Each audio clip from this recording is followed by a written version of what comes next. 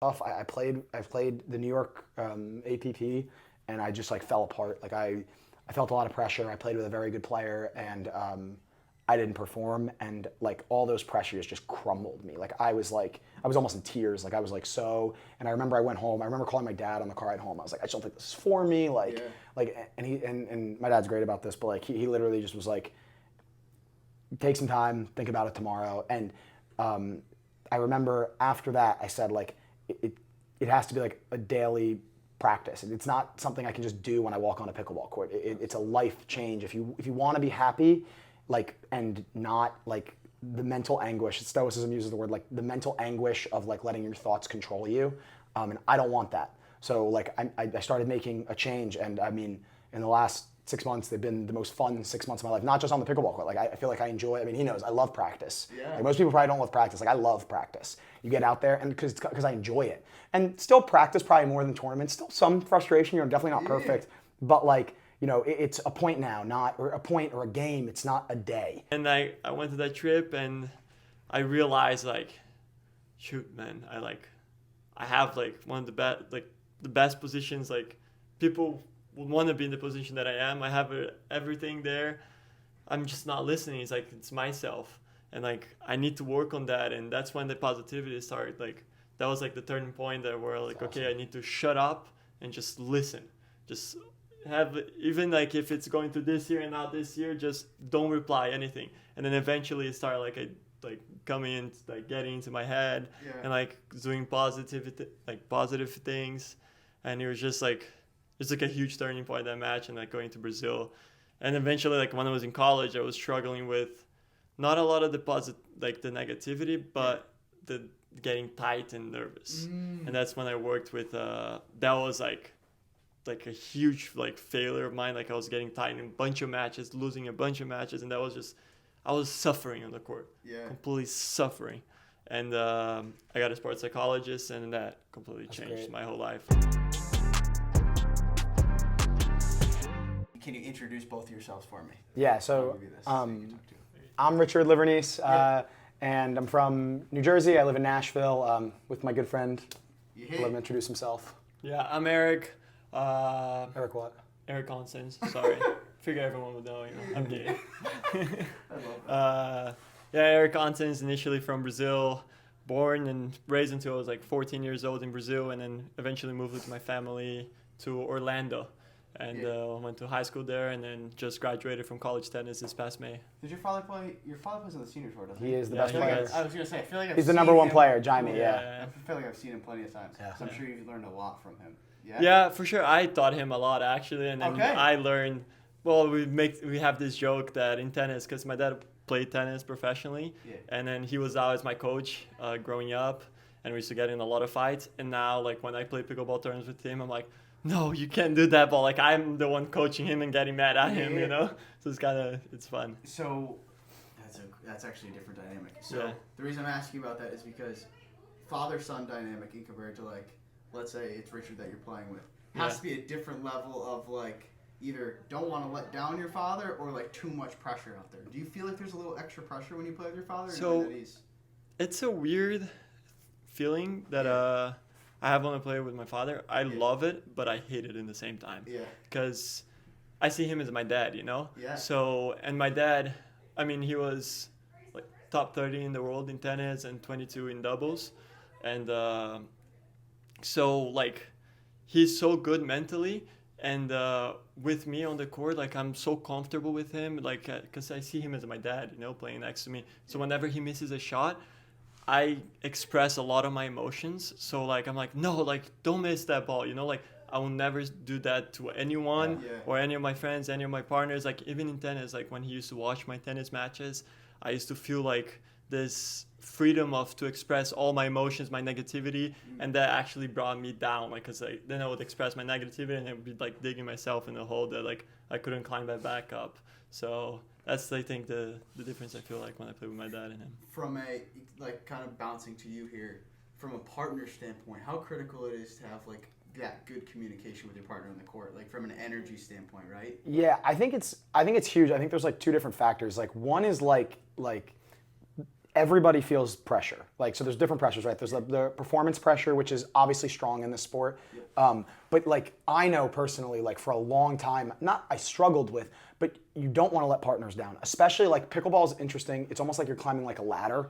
You end up, usually you play with someone who's a little worse than you because that's the partner you can get. And then as you do well, somebody who's better than you lets you play with them. And especially when you play with someone who you think's as good as you or better, you feel like this pressure of like, wow, they gave me a chance and now I'm letting them down. And I feel like that's a huge factor. So I feel like as a partner, like things I focus on is one, obviously positive kind. Like I don't want, to me, like again, I focus on this stuff a lot, is if they're trying their best, that's literally all they can do. I can't ask you to be any better than you are. You know, if we play a team and all you have that day is your B game and that's not enough, then it's not going to help me to be like, oh, you have to be better than this, you can't miss. So it's hard. It's like on that standpoint, and then matching energy levels I think is really important. Like if your partner's somebody who feeds off of energy, you may have to be like, he's more energetic than me on the court for sure. But like when we play together, I make sure I'm going to bring my energy level up kind of to feed that a little bit, you know? And I think that's a really important factor as your partner. You want to be pushing each other, not like dragging each other down. I was talking to someone today who literally said exactly that. They said their partner is a high energy player, but was super flat. And they said it felt like it was dragging them down. And he was like, I just felt like I was really flat because he's always like, yeah, let's go. And today he was just kind of like moping around a little bit. So, you know, I think as partners, you can kind of, you were saying like dig in that hole. I think your partner is kind of the only person around who really can kind of pick you up out of that hole. You know, sometimes you miss a couple shots and you feel like you're like falling off a cliff and your partner kind of pulls you back from it. So beyond your partner doing it, and I'll bounce this one to you, Eric. When you have a miss, how do you rebound so quickly to move on to the next point? Because pickleball is such a short and compressed game. And compared to like any other sport, right? Yeah. 3 points, your 3 points is by a lot of the games is already third over of the game, right? Yeah. So when you have a miss, how do you rebound so quickly to reset and then jump back into the next point?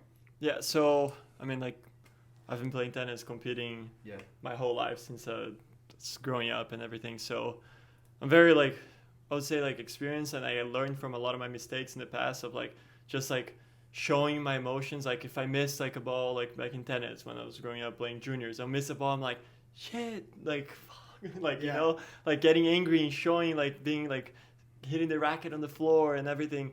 And then I would lose the next 3 points because of that previous point, you know? Still thinking about it. Still thinking about the same thing. And then now I know, like, I know better. Like, I know that's going to bring myself down. So I always just try to stay positive. So having an example, I was just talking to him and Jack that we just played.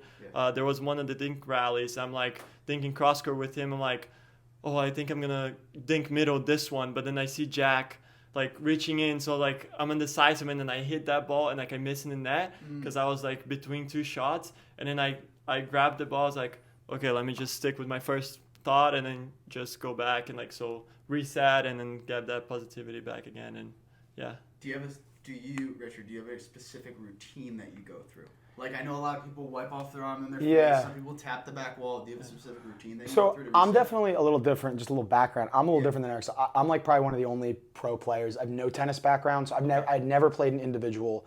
Even though you have a partner, it's a very individual sport. So I played like football and lacrosse my whole life. So it's super different because it is so hard to get down on yourself in those sports because you have 100 people on your team picking you up constantly.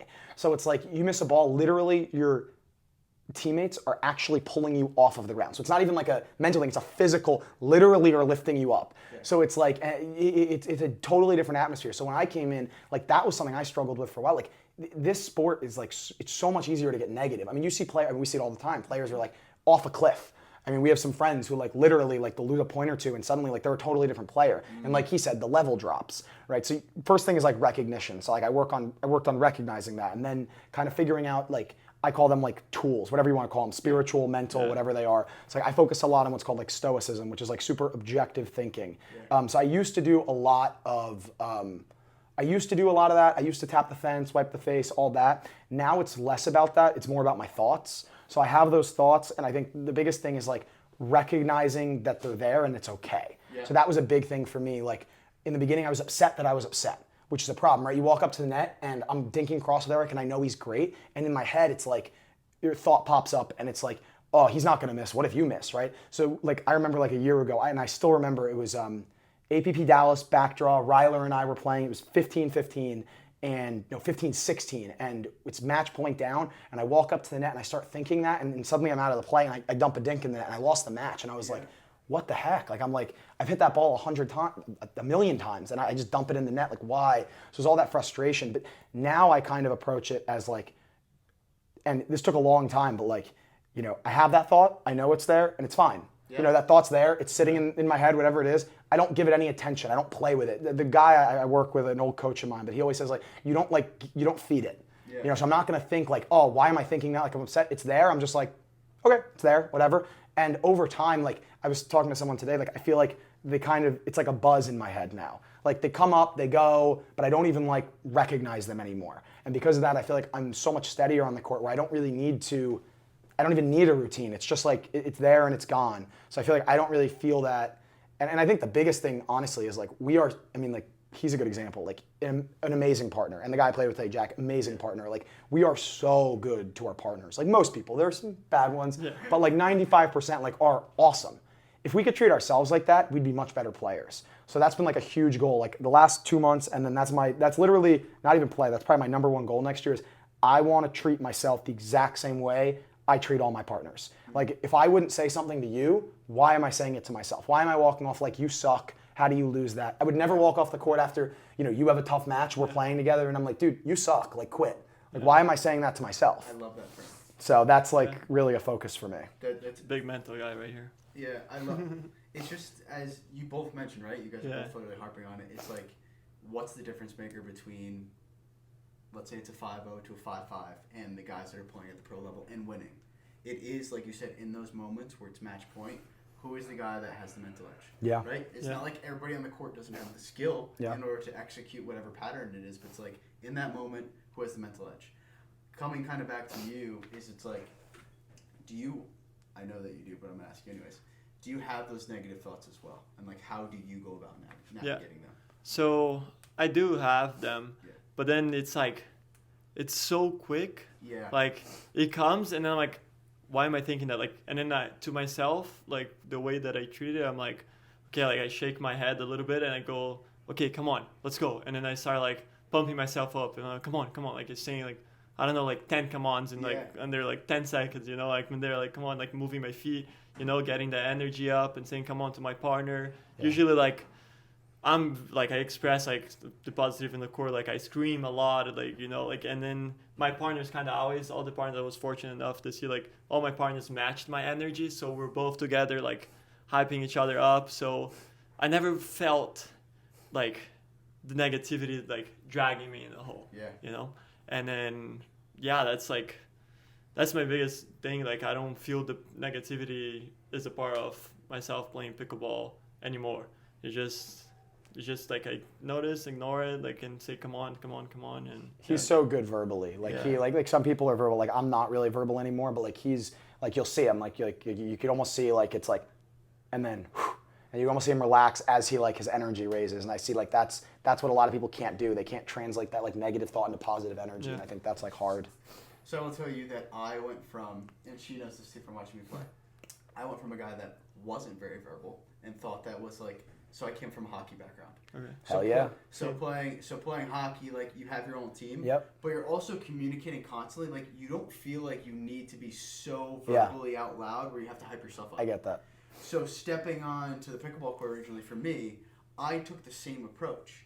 However, relating to tennis, it's completely different because you only have one person else out there, not a whole team. Yeah. Or you're a solo, where it's you and you versus you out there. So for me, I recognize me being more vocal actually keeps me present within the match, which I think what you guys both determined is like it's very unique to yourself. Right? Yeah. Play around. Because it looks like both of you found that through experience, right? Through learning from your experience, failing through doing it over and over again, and figuring out what works for you. So same thing for me. I went out there, I was kind of quiet, wanted like the calm, cool, and collective presence that I kind of had on the ice. Yeah. Didn't work for me. Yeah. Right? It put me too in my own head because I felt like I was a solo actor out there. Rather than when I was more vocal in the match, not like loud and roaring all the time, but definitely like communicating heavily, getting hyped up a little bit. I kept myself present in the match. Yeah. So the overall narrative is like super unique to yourself, and trial and error through experience is the only way you're going to really learn. Right? Yeah. 2 closing questions. and I'll get you guys out of here. Yeah, you're good. I'll start with you, Richard. What is one failure that you had that you are now thankful for today? Yeah. Think on it. Why he does that? You know, I guess it's different. Like for someone like him, like he started this journey like so long ago. Yeah. For me, it's all pretty recent. Like I said, like this isn't even something I really ever thought of. So like first touching on like there's a big joy to me, like not pickleball based, but like even if I quit pickleball today, like I'm a completely different person, like mentally because of pickleball. It brought me to a very spiritual, meditative based like existence. You know, I start my days with like practices, spirituality. It's like important to me. It's not about God or anything like that. It's about me. Yeah. You know, like I think it's great to be very selfless, but you have to start with yourself. And I think I had a lot of work to do, and pickleball just kind of showed me that. But I guess there's been a lot of really crazy, tough failures at the time. I would say the best though happened this year. It's probably the last time I felt mentally like tough. I played the New York APP. And I just like fell apart. Like I felt a lot of pressure. I played with a very good player, and I didn't perform. And like all those pressures just crumbled me. Like I was almost in tears. Like I was like so. And I remember I went home. I remember calling my dad on the car ride home. I was like, I just don't think this is for me. And my dad's great about this, but like he literally just was like, take some time, think about it tomorrow. And I remember after that, I said like it has to be like a daily practice. It's not something I can just do when I walk on a pickleball court. It's a life change. If you want to be happy, like, and not like the mental anguish, Stoicism uses the word like the mental anguish of like letting your thoughts control you.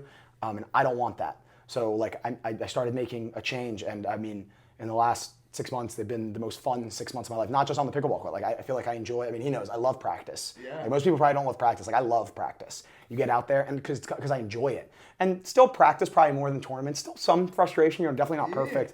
But like, you know, it's a point now, not or a point or a game, it's not a day. You know, and I even notice now, like when I do, like the guy I work with, he used this great analogy. He says like calm within the storm. He's like, he was a high school football coach, and he said like there could be chaos all around him. And he's like, he feels like he's like this in this room, like quiet, like his mind is quiet, nothing's like going on. And I feel like I'm starting to have like moments like that, and they may not be matches days long, but that's a cool thing to kind of work towards, because if I could have that all the time, I would give all of the money I had to be like that all the time, just happy. And I think it's that simple. And pickleball, I think sports in general, let us work on that every day. You know, like most people aren't pushed. I think like a 9 to 5 is a good example. Like they're never pushed, like mentally, physically. Like they do their work, they get in, they get out. But here, like every day, whether it's practice or dragging our butt out of bed, it's, you know, we have 7 a.m. practice, we go to bed the night before, we're tired, our knees hurt, you know, complaining and dragging your butt out of bed. It's a joy. Like we get to do that every day and like work to be better. You know, in the moment it may not feel like that.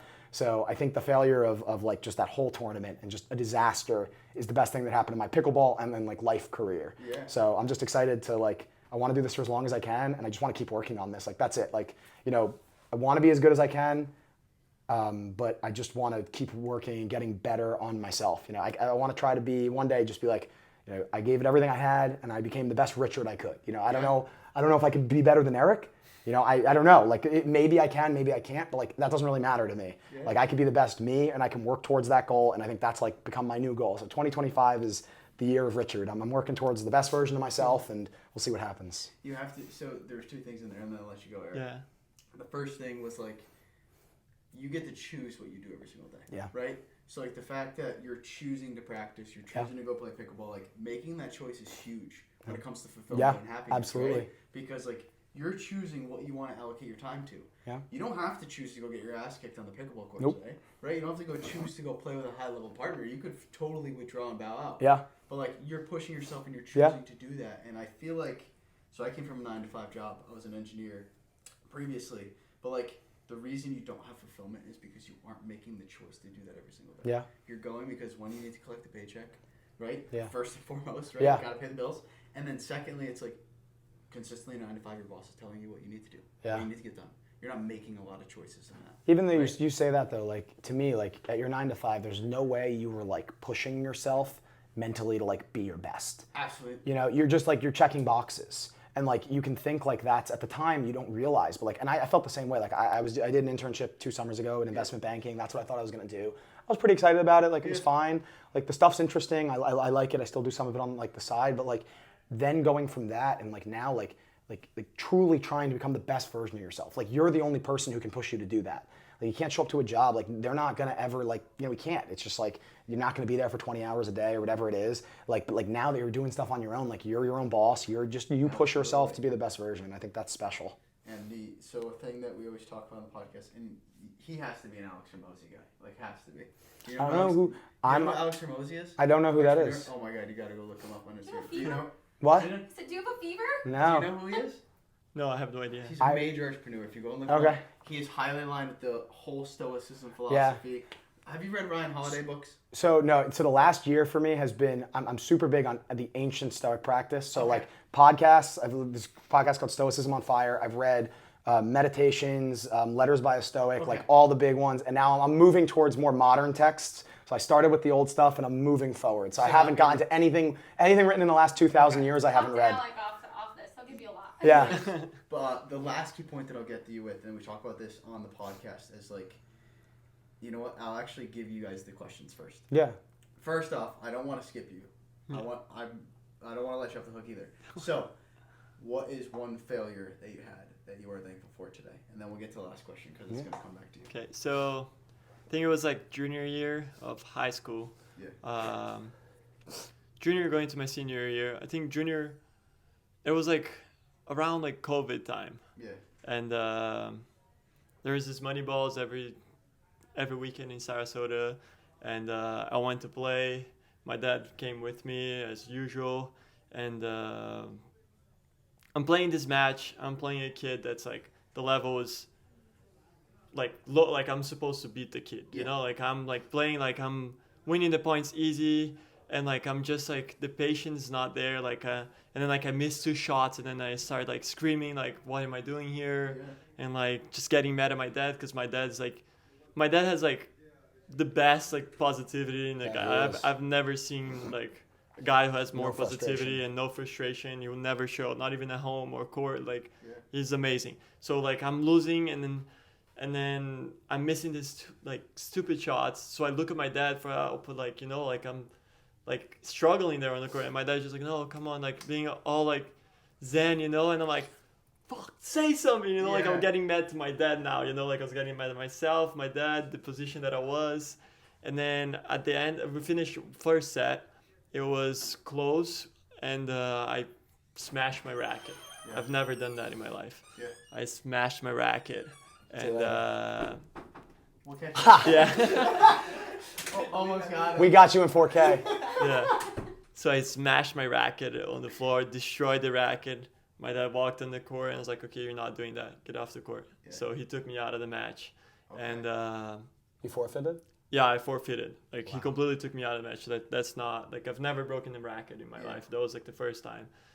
And he sent me like I was honest with him in the car. I was like, I love you. Yeah. I like you're like one of the best coaches there is. Everyone's willing to come like pay thousands of dollars to get coached by you, and I have it for free, and I'm treating you like that. Like I can't see you as a coach right now. I just see you as my dad, and that's bad for me and for you because he feels like he's failing me, you know. And then I was like, like we were like struggling with the practice and everything, and that was like a kind of like an important moment in my life with tennis. So he sent me back to Brazil. So I went to Brazil, like I wanted to by choice also, because we were like locked down. We were spending a lot of time at home, you know. So it was just like I went to Brazil. I stayed there practicing with his like best friend, and he's also a tennis player. And he was like coaching me, and like if Richard came to the court and said, "Oh yeah, you need to work on that part on your forehand," I would listen to him. You know, like I would listen to anything. But if my dad tells me something, I'm like, shut up, Dad. You know, like I would express. And then I went to that trip, and I realized like, shoot, man, I have like one of the best positions. Like people would want to be in the position that I am. I have everything there. I'm just not listening. It's like it's myself, and like I need to work on that. And that's when the positivity started. Like that was like the turning point that where like okay, I need to shut up and just listen. Just have, even like if it's going to this year and not this year, just don't reply anything. And then eventually it started like like coming in, like getting into my head and like doing positive things, and it was just like a huge turning point, that match, and like going to Brazil. And eventually, like when I was in college, I was struggling with not a lot of the the negativity, but the getting tight and nervous. And that's when I worked with that was like a huge like failure of mine. Like I was getting tight in a bunch of matches, losing a bunch of matches, and that was just, I was suffering on the court, completely suffering. And I got a sports psychologist, and that completely changed my whole life. Like now, like I look back, I'm so thankful, and just made me enjoy like tennis. Like I love tennis to this day, and it changed my life. That it's crazy how that one situation of just like so emotionally overwhelmed. Yeah. Like completely changed your trajectory on where you are today now playing on the court, right? 100%. And the nerves that you're able to navigate, right? The emotions you're able to navigate today. And the reason I want to emphasize that is because like that's what we're trying to emphasize on the podcast is like these moments that seem like the world is crumbling. Like your struggles are your gifts in that manner, right? And we like to talk about that often because I think everybody reflects back on those times and is like, as much as that sucked, like it is what changed me as a whole for the better 100%. today. That's exactly what I say all the time. The world is like that's what people. I was talking to Zach today, our friend, after they lost a match against guys they thought they should have beaten, and I was like, how do you feel? It was like to him, the world was crumbling. This is everything. This random match on a random Saturday that means nothing to anybody. It was a backdraw match too. It was like no effect on his life. He's doing great, playing college pickleball, doing awesome. Yeah. He was like, the world's crumbling around me, and I was like, I feel that. Like there was a time, like I think there's still players that feel that every time they lose, it's like the whole world's crumbling, and it's really not. Objectivity is a gift. Yeah, like I sometimes like just want to like quit and like break everything. Like this is the worst. But then after I cool down a little bit. Like I think to myself like, what can I do to make that not happen again? Like Kobe what Bryant. did it the learning factor. What did okay, did I got tight and then I start being too passive. I'm like, okay, like I don't want to, like when I get tight, I want to keep trusting. Like I have like this mental like strategies where I'm playing like for moments when I get tired, nervous, and negative, that I just use it all the time. And that's like my toolbox, like you mentioned, that I worked with my psychologist, and it's just been working great for me. It's awesome. Ever since. Anything specific you want to share on one of those moments? You don't have to go through all three, but one. So number one, especially when I'm tight, I usually, you probably notice when I'm hitting the ball, I'm like saying, because when I'm tight, I usually used to hold my breath in. Like I used to hold my breath during the point, and sometimes because I'm so tight, and I hold my breath, I stop my legs. So then as I'm doing it, I'm like breathing in and out. So my like respiration is like great. So I feel, it's really good. And then focusing on my legs. Because like sometimes like I miss the ball because I'm tight. I'm like, usually the first thing you do when you're tight, you stop your legs. So focus on your legs, and the arm, like it's muscle memory, it's gonna go. So if you just, for me especially, just focusing on my legs and moving a lot, having active feet, it just helps me a lot. And then just stick to basic. So when I'm tight also, I go cross court. I'm just gonna stay there, stick to one thing, so I'm not overthinking. Because when you get nervous and anything, you start overthinking so many things. So I'm like, okay, I'm gonna drop this ball here, and I'm just gonna stick to this pattern and just stay there. Use your high percentage shots. Yes, so like exactly. Kind of like cool down in the match, right? In tennis, used to be good 80% serve, and then just hit aggressive shots cross court. That was it. Yeah. I love that. I'm actually gonna take that for myself. Yeah. Last closing question now. Ready? What is your greatest fear moving forward? For a long time, I probably would have said, again, I'm a huge Kobe Bryant guy. Like the guy I work with talks about this. Like the Mamba mentality is playing without the fear of failure. Yeah. And like playing to me is not again, people in pickleball think it's pickleball. That's so small mind. Like pickleball is awesome. It's like a huge part of my life, but it's not my life. I'm not defined by my pickleball play. But like going through life without the fear of failure. I think I don't know, maybe it still is my biggest fear, but that for most of my life has been my biggest fear, probably, whatever it is. It's failing, letting people down. Now, I don't know. I don't know. I mean, like I'm scared of sharks. But I knew one of them was going to give a response like that. but no, that's kind of my point. Like for a long time, it was always mentally focused, right? On like, I was so scared of failure, 100%, like whatever it was, right? And I think like it started from like the pressure that I would put on myself with like even when I came into the sport, I remember like, so Ben Johns is the best player, whatever, and I was like, I'm gonna be better than him. I have to be better than him. And I remember because my buddy Zach, I'm working with him. We talk about this stuff like daily. He's like right where I was, where that's what he's like. He's like, I need it, I have to be. And then that pressure, right? Like, then all the stuff you do works backwards from there, right? Like if you have to be here and you're here, every time you fail, you feel like you're not getting closer to your goals, right? So you make your goals reasonable, achievable, and objective, right? So like reasonable, right? So I'm not gonna make my goals ridiculous things, right? That I can't control. I can't, like honestly, and this is something people can't come to grips with, I can't control how good I am. Like people think they can, but that's like the simplest one. I can't, whatever it is, I can control my effort and my attitude, and that's it. Right, so I give 100%. Like he knows, I really try and practice to like even if I'm playing bad, lock down, and whatever day it is, just play the best that day. Best guy to practice. Just try to like find it, whatever it is. Like if it's 20%, find that 20%. And it's the same thing. The guy I work with, I love Tom Bill, best guy I've ever met. But he says now he just coaches high school football. Like he was the best football player in the country back in like the 80s. But he goes, if my wife asks me to vacuum and I go, I don't want to do that, I better get up and give the best effort to vacuuming the floor.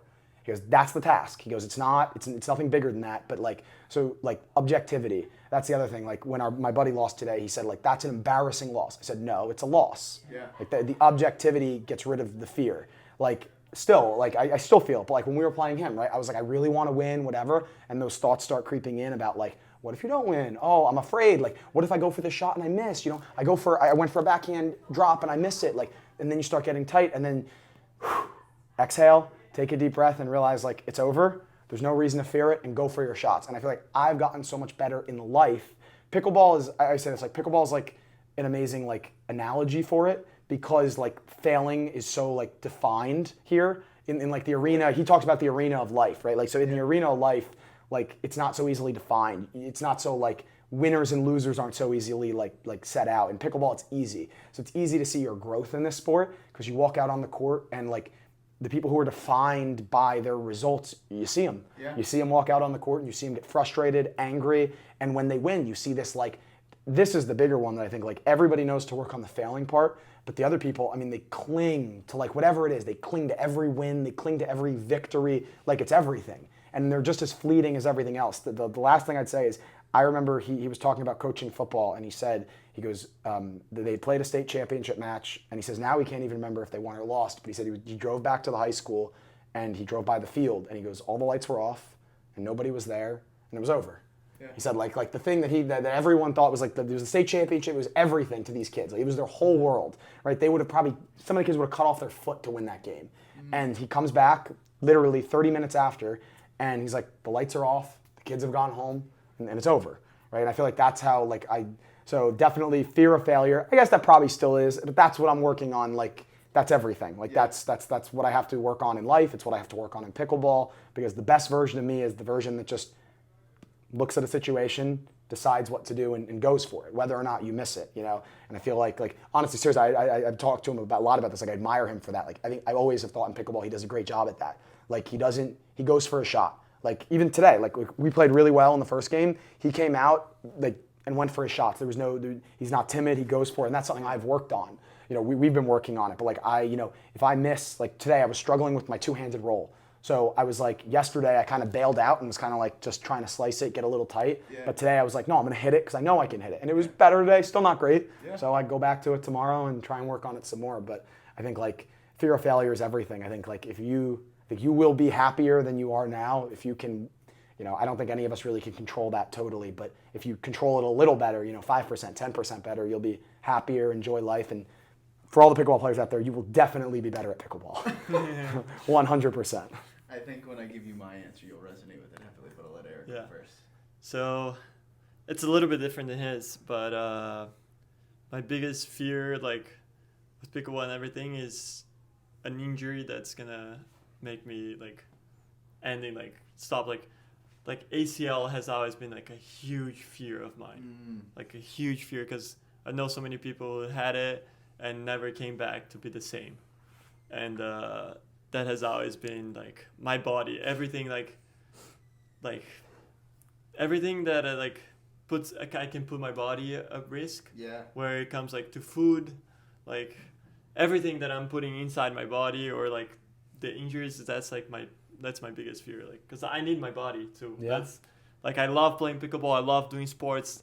Like, I love being active. Like, that's all we do as a family. Like, my whole family, we'd always, like, we have barbecues with a bunch of family, like back in Brazil, my uncles, aunts, and we'd all be playing tennis in our court. Like, we'd all be like doing active, playing soccer. Like, everything is active in my house.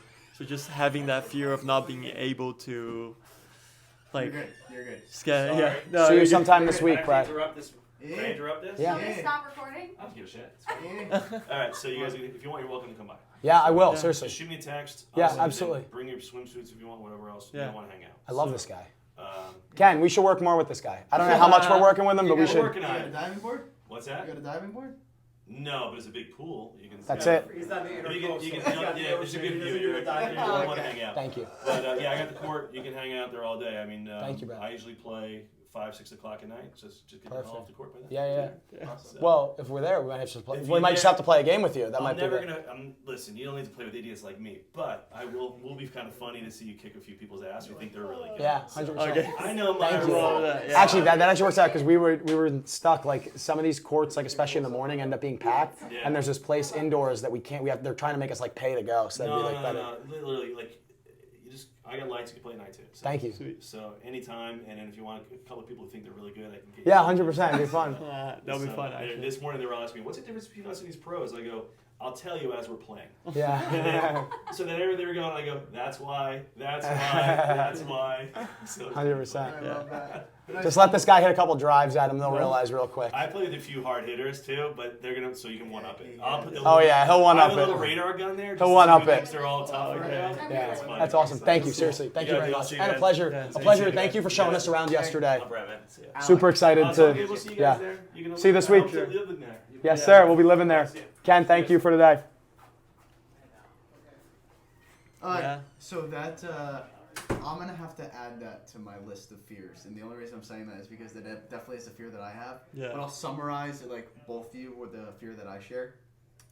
So the reason I left my job initially and have started this whole thing is because I had this gratitude practice from an entrepreneur that I did, and he basically says if you're sitting at 85 when death is approaching and knocking on your door, are you going to reflect back on life and say that you have no regret and that you allocated your time to the things that you wanted to allocate your time towards?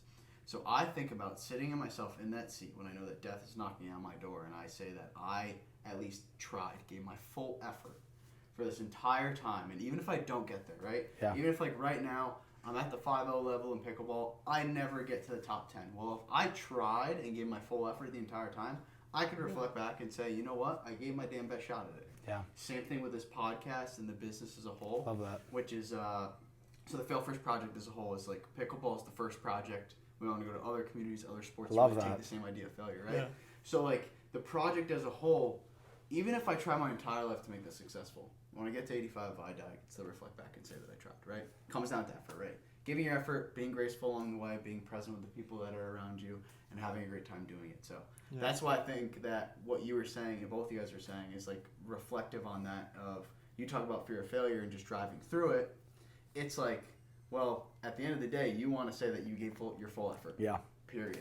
Right? There's something called memento mori in Stoicism, which is like the practice of like visualizing death, and it like people think of it as like people are so afraid of death, and the idea is like the rehearsal of arriving at that moment, and like you can kind of have a realization without doing anything, right? You think about like you said, that sounds exactly what like this guy's saying, Exactly where you're laying at the end of your life, and you're not afraid of it, right? Because like I think like one of the biggest misconceptions is that death is like this horrible thing, because the more you work on it, like the gift of death makes you appreciate life. So like I mean that's a little deep, I know, but in pickleball especially, but like, you know, it's so scary, like even injury stuff, right? Like, but like you're alive right now and you're healthy and you get the opportunity to compete. You know, it's we have all these gifts in front of us. I think we take them for granted, And I think like realizing that like you don't know when you're gonna die. You don't know, and death is the extreme one, right? But injury is another example. End of your career, all of it. Like you don't know when the end approaches. You can't, right? And I think the art and the practice and the beauty in that is like because of that, like be present, be here. Like we get to, whether or not it's a good weekend, we get to play pickleball, compete. I get the privilege to play with this guy all next week, and I'm excited for it, right? Like whatever it is. And I think like that's like the thing I've been really working on is like I think it's really hard to not look ahead, like especially, I don't know, like I love my family, like I do a lot of stuff, especially around the holidays, right? It's like so easy to like look, like I'm like, oh, I can't wait to go do that in a week, right? And it's like, well, no. Like today, right now, there's something going on that I want to be present for. I find like, especially as you get older, it's so easy to like fast forward through life, and it's just like, oh, yep, great. Like Thanksgiving, it was a good example. I was talking to my mom about this, and she was like, she was telling me, she was like, I just feel like the holidays snap by. I'm like, well, because we're picking one moment that you want to get to. It's not that long. A day's not that long, You get it's the being together, right? It's the when I'm home, I'm there. Like I'm here right now, right? I'm present at NextGen. It's a fun thing. Get to be here at the Diadem facility with good friends and enjoy.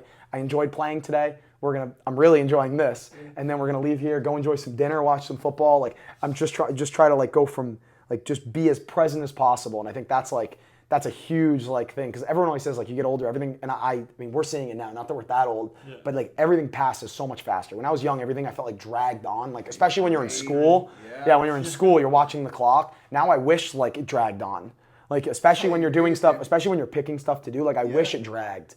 Like even sometimes when we get to wait between matches, I enjoy it. Like I just get to sit here, take it in, whether I just won or lost. Yeah, I was like, good. We get to wait, hang out with you guys. Like so, and this like this is awesome. Like just getting to talk to people like-minded people working on we're all human. We're all struggling. We're all working on being better tomorrow than we are today. The human connection element is highly slept on.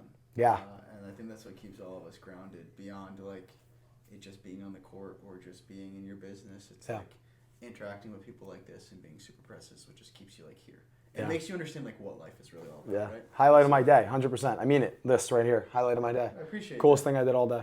Appreciate that. I think we're good. Lock in. Whoa. Be present. Yeah. Where are you right now? All right, 3, 2, 1. Richard, I'll start with you. What has NextGen really done for you so far that has helped you mold kind of your pickleball game today? Yeah, I think I think I'm pretty unique in this case. I think I resonate with NextGen probably more than anybody else. So again, with no tennis background, I was playing pickleball. I had some friends in New Jersey, and we went to one of these tournaments just because the top pros weren't going to be there. I don't really know. I actually can't even remember why we went. I just remember we went. It was in Oklahoma City, 2022 and 2021. I don't know, like November. And I remember we went and I met so many people, and it opened my eyes to like what pickleball was. I had no idea. I'd never played a PPA, never played an APP, played local tournaments.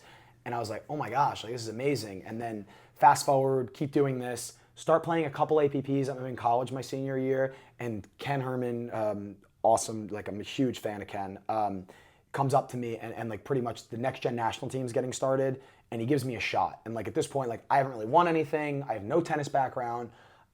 Still don't have the prettiest form. Definitely didn't have the prettiest form then. But he watched your play. Yeah, and he gave me a shot, and he kind of like told me, he was like, I think you can improve a lot. I'm gonna give you a shot and be on this team. And that was absolutely the number one pivotal point in my pickleball career, because I don't really know. I don't think I would be still playing pickleball if it wasn't for that. So he gives me that shot, and the NextGen team like does a lot. So you're able to get coaching, which for me has been the biggest thing. Like some people, like this asshole, have like just the best form, right? So like he doesn't really need it as much, but I needed it so bad. Like the technical form, the strategy, all that kind of stuff. So getting that coaching from now the best coach I've ever worked with, Chad Edwards, and also Lee Whitwell, Ken, just so many different people, guest coaches. Getting to play the NextGens, I was able to find partners through that, and being on the team, they comp your entry fees, which I couldn't afford to like go to all the tournaments without that. So I was able to do all of that, and I've been doing it for the last 2 full years now, and that's 100% the reason why I'm here. And now from the back end, this is my last NextGen. I'm on the way out. I think we both are. But I've been doing it now for years, and I've kind of shifted roles. I would say last year sometime I like switched roles, where before I was very much like the one trying to, pretty talkative, picking people's brains, trying to get better. I just love the sport. So I was asking people questions, working on that side of stuff. And now, like, every tournament, I've probably talked to like 20 of the kids and the parents here. They come up to me, they ask questions. I had a kid asking me if I was going to like coach at the Fort. I was telling him, yeah, I'd love to work with like the kids on the back end of it, right? So it's been a cool, reflective like flip for me, where now I've gone from like the person trying to like figure it out to I feel like I have some of it figured out, definitely not all of it.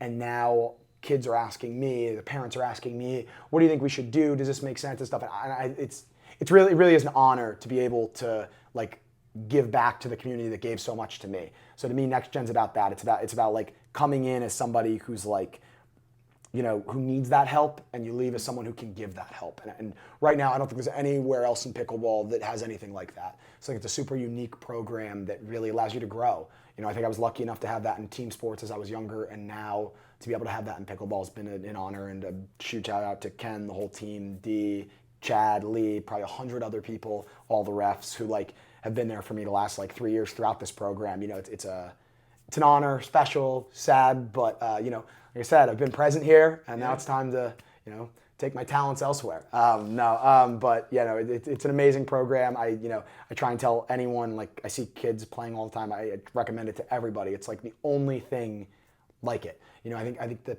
the APP, the PPA, everyone's kind of moving in that direction with a lot of the younger kids. But NextGen's been around. I mean, it's been here for almost 4 years. You know, so I mean, Ken started it, and he was on the cutting edge of like realizing that like if you want a sport to grow, you got to invest in youth.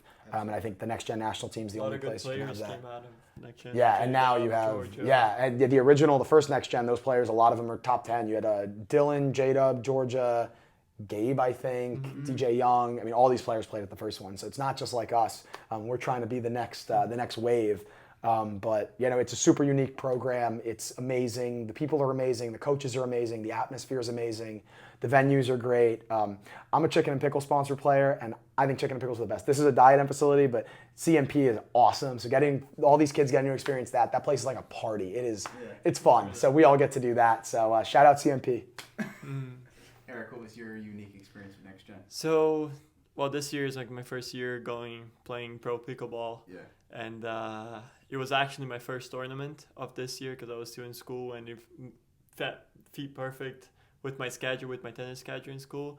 The NextGen date was like, I think in San Antonio, Texas. Yeah, you had like a week off, you told me. Yeah, I did. Yeah. I had a week off from practice, and I went and played. I didn't know any I only really knew like a little bit Richard and a little bit Jack Monroe because we played back in 2017. We played U.S. Open Juniors 2017. Me and him played, and that was like, because that's when I started playing. I played for about 5 months, and I came back into pickleball this May, and I mean, I went there not knowing many people, like I said, and after the first day, I had like so many friends. Like everyone just took me in, and it was like, honestly, it was like a family right there. And then I was privileged enough to have Chad, which is the NextGen coach, live within like 30 minutes from me in Fort Myers where I was going to school, and so I was getting like coaching by him there. So he was helping me a lot. But I mean, for me, NextGen just brought me tons of friends, and honestly, like this tournament's like the next tournament I played, it was like, hey, like where are you staying? So we got Airbnb together. It's like those connections you drag throughout like the whole year, throughout all the tournaments, because everyone's just going together. It's like a big family. Never a problem for you to drill or even find a place of who's going to tournaments. Exactly. Airbnb. Yeah. It's always like, hey, Rich, where are you staying? He's like, oh, I'm staying with my friend. Do you need a place? Yeah. I might have asked my family. Yeah, everyone. He's also underestimated. He's also awesome with like all the kids from the beginning. You know, he has great strokes, and he's a great player, and he has been since the beginning. But like so many kids come up to him and ask him about stuff, and he always like talks to him and is super nice. Like he's a great ambassador, and he just came into it. You know, I think like Jack's another one, but he's been amazing for like just people to look at, like as like, you know, a role model. You know, so a good person who's great in the sport. Exactly. Yeah. Do you feel that too now? Yeah, I do. Especially being like, we're like probably one of the oldest guys here. We're not that old. For reference, I'm 23. He's 23. Like we're not that old. Yeah, I definitely feel like most of the kids here like love my forehand, and they're always asking, well, how do you hit that? Like you're putting toss and you're hitting through it. So, and it's always fun to talk about it. So I love that. Well, thank you guys. I appreciate it. Yeah. With you. Yeah. Thank you.